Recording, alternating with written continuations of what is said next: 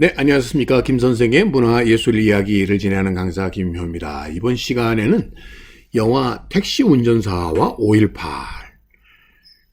말씀드리도록 하겠습니다. 올해 2021년도가 벌써 1980년에 일어났었던 5.18 광주 민주화 운동이 41주기가 되는 해입니다.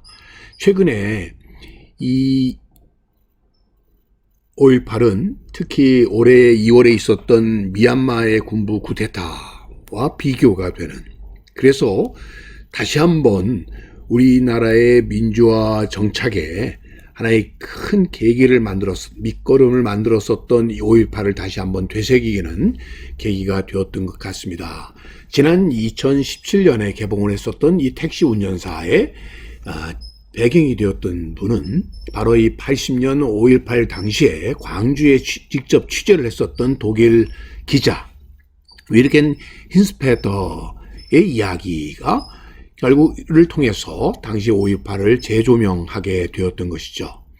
자, 이분은 이 탔었던 바로 택시를 재현해 놓고 또 그분이 묘소가 이 광주에 마련이 되면서 더더욱 이 5.18과 이 힌스페터의 이야기가 결국 5.18을 다시 재조명하게 하는 계기가 되었다고 볼 수가 있겠습니다. 이거는 마치 1948년에 있었던 바로 제주 4.3, 특히 이 해안선 5km 이외의 지역들은 이렇게 붉은 지역으로 결국 이 안에 있는 사람들은 다 결국 적과 내통한 자로 이렇게 간주되어서 강제 이주 명령이 내려진 가운데 진행되었었던 제주 4.3과 비견이 되고 있는 것이죠.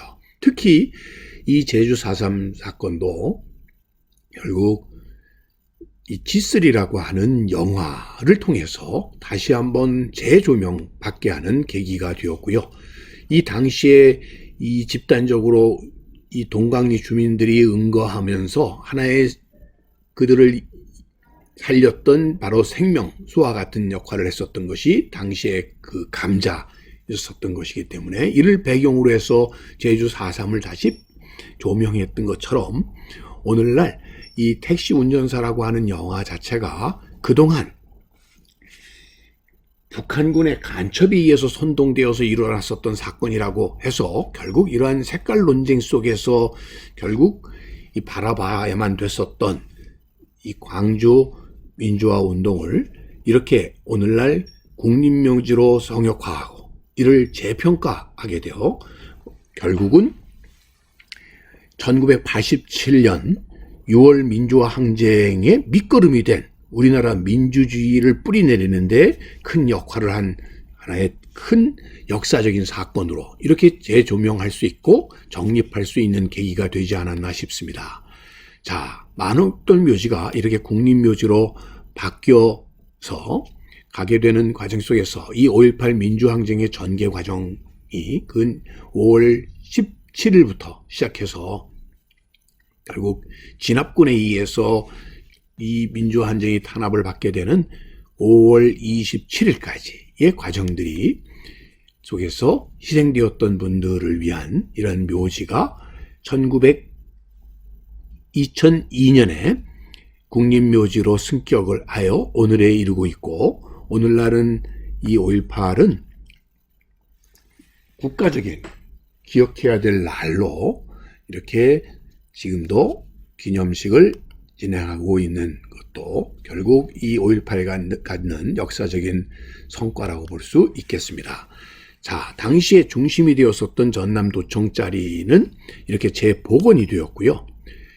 이를 통해서 다시 5.18을 다시 상기할 수 있도록 한 것이죠. 그 당시에 이렇게 집회가 있었던 곳도 이렇게 분수대가 복원이 되어 있는 것이죠. 이와 더불어 이 당시에 생생한 상황들을 엿보게 해주는 사진들, 각종 자료들의 것들을 전시하는 별도의 자료 공간도 마련을 함으로써 당시 이 5.18의 가장 중심이 되었던 대로인 금남로를 중심으로 해서 오늘날은 너무나 평화로운 이 광주 일대 당시의 상황들을 오늘날 되새겨 볼 수 있도록 하는 이런 전시 공간들이 곳곳에 마련이 되어 있습니다. 뿐만 아니라 이를 직접 순례할 수 있는 순례 코스와 더불어 이를 위한 대중교통편도 마련이 되어 있습니다.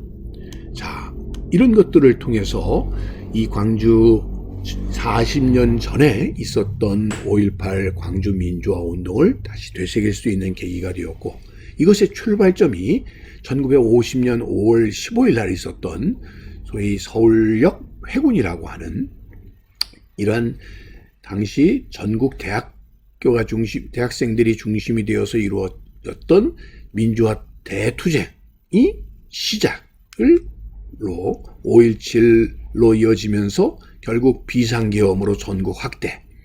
결국 이것이 전국 비상계엄으로 전국 확대되는 과정 속에서 반독재 타도를 외치는 전남대 정문에서의 시위와 금남으로 이어지는 이런 시민 시위로 확산되게 되었고, 결국 이것이 5월 21일 주변 지역으로까지 이렇게 확산되어서 전라도 전 지역으로 이렇게 운동이 확산될 수 있는 계기가 되었고, 이 당시 계엄군에 맞서서 시민군이 무장으로 저항을 하는 결성이 이루어지게 되어서 5월 22일부터 계엄군이 철수한 가운데 26일까지 하나의 자치정부가 운영이 되었었던, 그래서 흔히 파리 꼬뮌에 비견되는 이 프랑스 혁명 과정 속에서 나타났었던 시민자치기구와 같은 성격을 갖는 이런 피를 나누는 공동체로서의 자치정부.